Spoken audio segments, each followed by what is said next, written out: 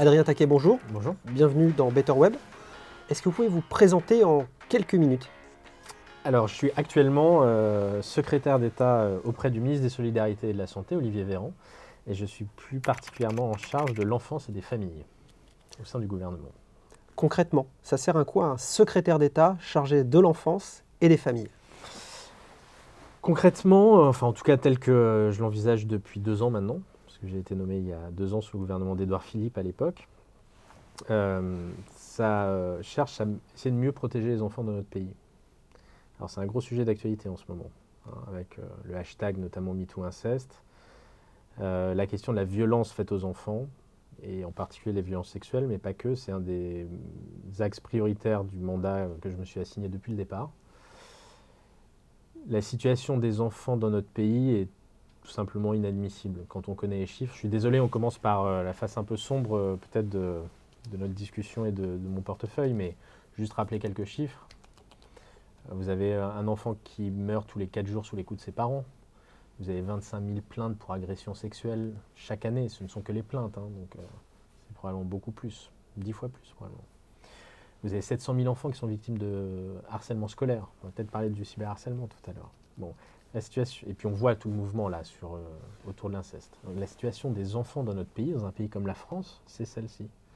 Et c'est juste insupportable. Donc mon rôle, c'est d'essayer, avec l'ensemble des membres du gouvernement, parce que moi je ne suis qu'un chef d'orchestre, de mieux protéger les enfants.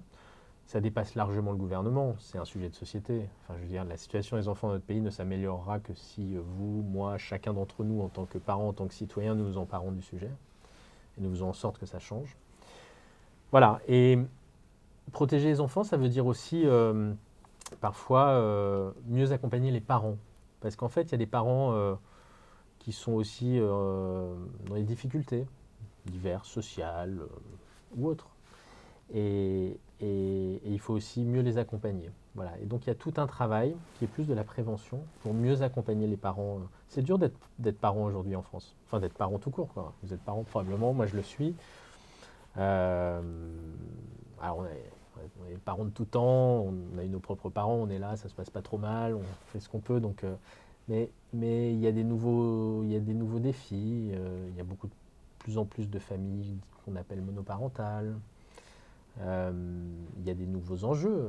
L'Internet est un nouvel enjeu pour les parents. Question de l'exposition aux écrans. Voilà, tous ces sujets-là face auxquels les parents sont parfois un peu démunis. Donc l'idée, c'est aussi pour les pouvoirs publics d'un peu mieux les accompagner, mieux les aider, parce que c'est bien pour eux et c'est bien pour leurs enfants. Vous lancez dans un contexte particulier, celui de la crise dite du Covid-19, une plateforme, jeprotègemonenfant.gouv.fr. Est-ce que vous pouvez nous en parler? Alors, cette plateforme, effectivement, déjà est le fruit, c'est important de le dire, de l'action coordonnée de l'ensemble des acteurs. C'était une première nouveauté, je pense, que nous avons initiée avec Cédric O, qui est donc le secrétaire d'État au numérique, d'avoir mis autour de la table l'ensemble des acteurs sur toute la chaîne de valeur, comme on dit. Les opérateurs, les moteurs de recherche, comme Quant, fournisseurs d'accès, les réseaux sociaux, les grandes plateformes, etc. Parce que tout le monde a sa responsabilité dans la protection des enfants sur Internet. Et en se concentrant sur un sujet qui nous préoccupe, il y en a d'autres, qui est la question de l'accès des mineurs à la pornographie. Les enfants dans notre pays accèdent de plus en plus massivement et de plus en plus précocement au porno, qui est aujourd'hui en accès libre sur Internet.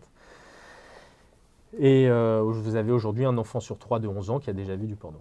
Voilà. Et c'est un problème parce que, le cerveau d'un enfant à 11 ans n'est pas fait pour accueillir ce genre d'image. C'est une forme de violence. Voilà, je parle de violence. Je pense que c'est le cas. Et par ailleurs, parce que ça façonne aussi sa sexualité, son rapport à l'autre, son rapport à la femme ou à l'homme s'agissant d'une jeune fille.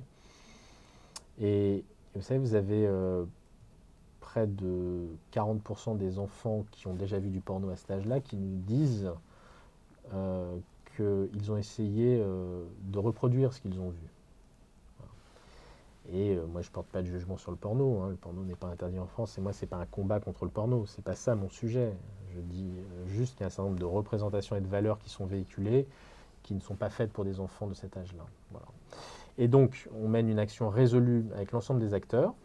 public, privé, je vous l'ai dit, pour essayer de protéger, pour essayer de sensibiliser les parents et de leur donner les outils très concrets pour mieux protéger leurs enfants. Donc il y a cette plateforme, jeprotegemonenfant.gouv.fr, où vous avez tous les outils en fonction de votre usage. C'est vraiment user-centrique. Hein.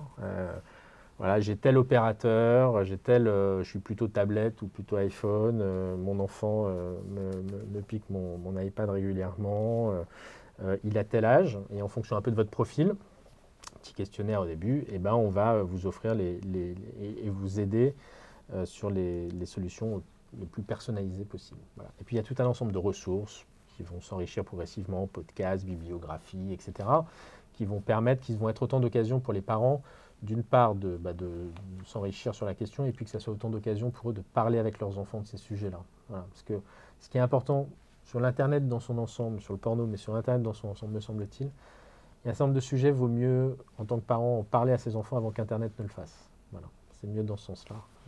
Les choses se passent souvent mieux. Voilà. On parle du Better Web. Votre Internet, à vous, Adrien Taquet, ressemble à quoi? Au boulot ou à la maison? Dans mes usages, Exactement. il est très boulot. Il est plus très ludique parce que voilà, parce que ma vie elle est très pro, elle est plus trop perso. Voilà, c'est comme ça. Ça changera un jour, hein, ça redeviendra plus normal. Donc il est assez peu ludique. Je dois avouer, je ne sais pas si je dois l'avouer, mais il est très peu réseaux sociaux. Voilà. Depuis que je fais de la politique, je ne regarde plus les réseaux sociaux. Pourquoi? Parce que s'y déverse beaucoup de malveillance. Voilà. Donc, il y a des gens dans mon cabinet qui évidemment suivent, veillent, regardent, parce que il y a quand même, dans ma vie d'avant, je travaillais dans la publicité et j'étais donc très sensible à ce que j'appelle les signaux faibles. Et les réseaux sociaux font partie de ces signaux faibles, donc, à l'écoute desquels il faut être, parce que c'est les prémices parfois de phénomènes plus grands. Hashtag MeTooInceste en serait un bon exemple. Donc il y a des gens qui regardent tout ça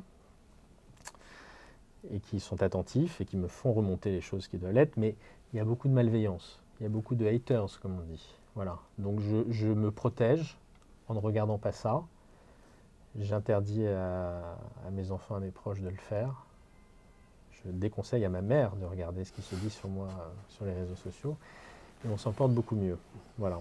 Donc mon usage, il est très sur l'information et très professionnel. Je regarde beaucoup l'actualité des secteurs que je suis. Et j'exagère un peu, il y a quand même quelques réseaux sociaux un peu plus bienveillants que je suis. Notamment, je ne sais pas si je dois les citer, mais enfin notamment Instagram, sur tout ce qui est accompagnement à la parentalité, justement. Il y a beaucoup de personnes, d'influenceurs, d'influenceuses, comme on dit, qui sont sur cette question de l'accompagnement à la parentalité, avec une espèce d'approche positive de ces questions-là, et qui sont assez intéressantes. Voilà. Et où il y a et où là aussi il y a des choses à ressentir. Vous voyez, par exemple, une question qui est assez taboue dans notre pays, qui est la question de la dépression, ce qu'on appelle la dépression postpartum. C'est les dépressions que les femmes, essentiellement, quelques hommes aussi je pense, mais surtout les femmes, ressentent après l'accouchement. Hein, c'est pas le baby blues, c'est encore autre chose, c'est plus profond. J'ai pris conscience de tout ça, notamment sur Instagram, parce qu'il y a eu un certain nombre de mouvements, notamment un hashtag, une fois encore, qui s'appelait Mon Postpartum. Et c'est là où moi j'ai pris conscience de ce sujet-là, de ce phénomène-là, de l'ampleur. Et on s'en est saisi et on en a fait un début de politique publique. Voilà. Donc ça a quand même une utilité. Il y a beaucoup de sujets sur la protection de la vie privée et sur l'exploitation des données personnelles. Vous en pensez quoi? J'en pense que du point de vue, je suis d'une part pas spécialiste sur le sujet, pour autant, du point de vue de l'enfant et de la protection de l'enfant, je pense que c'est insuffisamment pris en considération. Globalement, la protection de l'enfant dans le monde numérique est insuffisamment prise en considération de mon point de vue. Donc on a parlé du porno, il y a la question de la pédocriminalité, car malheureusement Internet est aussi un terrain de jeu pour les pédocriminels, mais il y a aussi la question de la protection des données, des sollicitations commerciales, etc. pour les enfants. Et je pense que sur ce sujet-là, on peut mieux faire. Je pense que les acteurs privés, les GAFA, les grands opérateurs ont un rôle à jouer. Je pense que les régulateurs, et même dans des pays comme les États-Unis, qui sont très attachés à la liberté du net, quand il s'agit de la protection des mineurs, sont prêts à être assez volontaristes et à nous rejoindre sur ces terrains-là. Voilà, donc à la fois dans le cadre international, Nations Unies, et puis dans le cadre communautaire, puisqu'il y a un certain nombre de directives, notamment le Digital Service Act, qui sont en cours de renégociation. On va essayer de pousser quelques sujets pour améliorer la protection des enfants, notamment sur la protection des données personnelles, mais au-delà, sur tous les aspects. Il y a un autre sujet qui est intéressant, qui a fait l'objet d'ailleurs d'une loi à l'Assemblée en France, sur les enfants youtubeurs, puisqu'il y a un certain nombre d'enfants qui ont une grande notoriété sur YouTube, et c'est formidable, mais qui travaillent, qui génèrent beaucoup de revenus. Voilà, donc il faut un peu encadrer ça aussi, je pense, pour protéger les enfants. Est-ce que la crise a joué un rôle et a accentué l'exposition des mineurs face aux risques sur Internet ? Alors oui et non. Oui, indéniablement, parce que les enfants ont passé effectivement plus de temps au fil de la crise et du confinement qui se prolongeait. Il y a eu, et c'est notamment l'association e-Enfance qui gère cette plateforme téléphonique NetÉcoute qui nous fait remonter ces chiffres. Il y a eu beaucoup plus de cyberharcèlement. Le harcèlement scolaire, je parlais tout à l'heure, a chuté de facto quand les écoles ont fermé. Par contre, le cyberharcèlement s'est accru. Tout ce qui est revenge porn, arnaque, a eu tendance à augmenter pendant cette période-là avec des enfants qui en ont été victimes. Donc il y a eu ce phénomène-là. Et puis, à l'inverse, ça a été aussi l'occasion davantage de moments partagés entre parents et enfants, de façon globale. On a passé pendant le confinement plus de temps avec nos enfants et plus de temps qualitatif. Et notamment autour de l'écran. C'est-à-dire que moi, je n'ai pas de problème avec les écrans en tant que tel, au contraire. C'est la question de l'usage que l'on en fait, évidemment, qui est cruciale et qui est importante. Et dans la relation d'un parent avec son enfant, ce qui est important, qu'il s'agisse d'un écran ou de toute autre activité, c'est la question du partage, de l'échange. Et le confinement a été l'occasion, et c'est des parents qui nous l'ont dit, et c'est des études qu'on a faites d'ailleurs notamment avec l'UNAF, qui est une grande association familiale, que ça a été l'occasion aussi de passer plus de temps autour de l'écran, partagé parents-enfants. Alors que généralement, l'enfant était dans son coin à regarder ses trucs ou à jouer à ses jeux vidéo, et bien là, ça a été l'occasion de faire ensemble. Et ça, c'est quelque chose de positif. Voilà. Quand on partage, que ce soit un livre, un jeu de société ou un petit truc sur Point Junior, c'est positif, ça nourrit, ça enrichit la relation et c'est bénéfique pour le lien d'attachement entre le parent et les enfants. Voilà. Question qu'on pose à tous nos invités, c'est quoi votre vision à vous d'un web meilleur, que nous on a appelé communément Better Web ? Eh bien, pour faire un peu écho à ce que j'évoquais tout à l'heure, il y a eu des grands principes fondateurs du net, la neutralité, la liberté. Moi, je rêverais d'un web où la valeur cardinale serait la bienveillance. Voilà. C'est peut-être un peu niais comme souhait, mais ouais, la bienveillance. Voilà, ça ne devrait être qu'un vecteur de choses positives, constructives, créatrices. Voilà. Je trouve qu'on s'en écarte un peu. Bon, en tout cas, c'est pas ça qui prédomine dans la perception et dans les usages et dans les expressions. Voilà, un peu plus de bienveillance. Voilà. Comment Quant peut vous y aider ? Nous y aider collectivement, écoutez, peut-être en faisant la promotion de ces contenus qui sont plutôt dans la bienveillance et la création que dans la destruction. Dans la protection des enfants, pour revenir un peu au sujet central de mes missions, mais ça vous le faites déjà, en tout cas pour partie avec Quant Junior. Et en faisant la... Vous savez, vous parliez de la crise dans laquelle nous sommes encore, qui use, qui commence à peser sur notre psyché, notre morale, le nôtre, celui de nos enfants, de nos aïeux.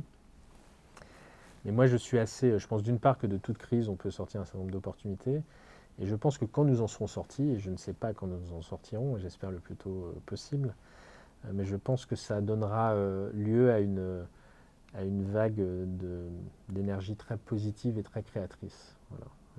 Je crois beaucoup à notre capacité de rebond.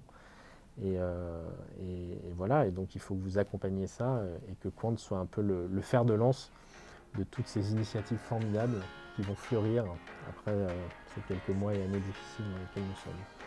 Merci Monsieur le Ministre, merci Adrien à vous. Taquet et à bientôt sur Better Web. À très bientôt.